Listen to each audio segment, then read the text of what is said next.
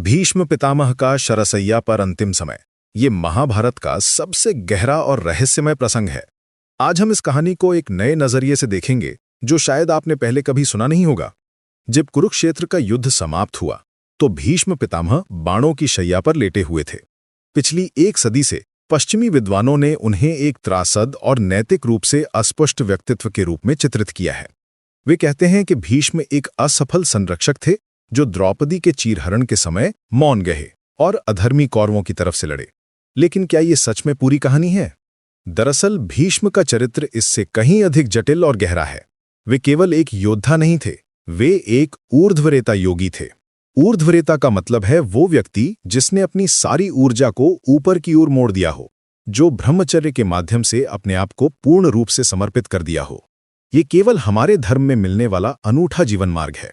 भीष्म की भीषम प्रतिज्ञा ये कोई साधारण वचन नहीं था, ये एक ऐसा आत्म बलिदान था जिसने उन्हें इच्छा मृत्यु का वरदान दिया।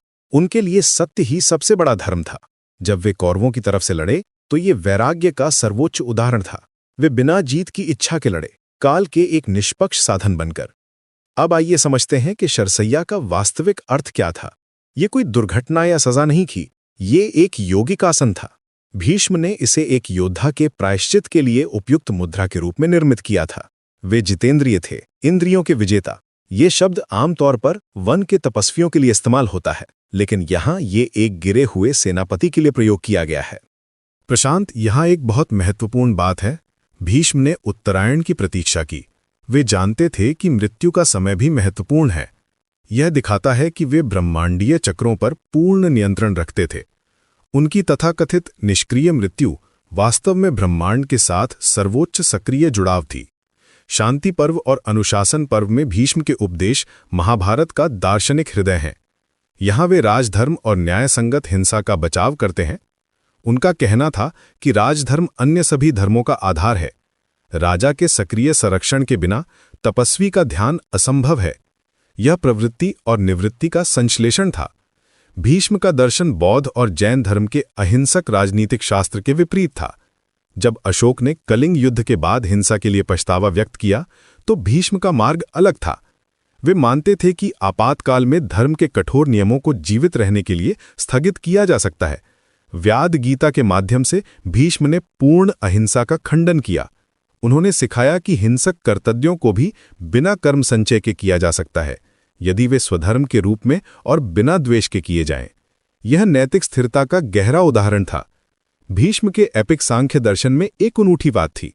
पारंपरिक सांख्य में 25 तत्व होते हैं, लेकिन भीष्म ने 26वां तत्व जोड़ा, ईश्वर। यह तत्वमीमांसीय द्वैतवाद और भक्ति एकेश्वरवाद के बीच सेतु था। काल की अवधारणा भीष्म के दर्शन में केंद्रीय थी। वे काल को एक अपरिहार्य शक्ति मानते थे जो सभी प्राणियों को पकाती है। यह समझ उन्हें निष्काम कर्म की शिक्षा देने में मदद करती थी। भीष्म की नैतिक असफलताएं, जैसा कि लोग समझते हैं, वास्तव में पुराने युग को समाप्त करके नए युग का मार्ग प्रशस्त करने का बलिदान था। उनका मौन और उनकी लड़ाई, ये सब एक बड़ी योजना का हिस्सा था। शरशैया पर भीष्म भारतीय संश्लेषण के परम प्रतीक हैं। तपस्वी की स्थिरता और संसार के संरक्षण का अटूट बंधन। वे सिद्ध करते हैं कि सर्वोच्च अहिंसा वो शक्ति है जो कमजोरों की रक्षा करती है, चाहे इसकी कीमत अपनी आत्मा ही क्यों ना हो। ये कहानी हमें सिखाती है कि कभी-कभी सबसे बड़ा त्याग वो होता है जो दिखाई नहीं देता। भीष्म का जीवन और मृत्यु दोनों ही धर्म की रक्षा के लिए समर्पित थे। वो एक ऐसे योद्धा संत थे जिन्होंने दिखाया कि राजनीतिक यथार्थवाद और आध्यात्मिक अधिकार एक साथ चल सकते हैं।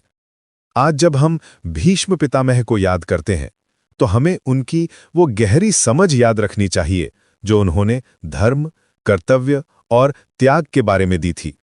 शरशैया केवल मृत्यु की शैया नहीं थी, ये ज्ञान और वैराग्य का सिंहासन था।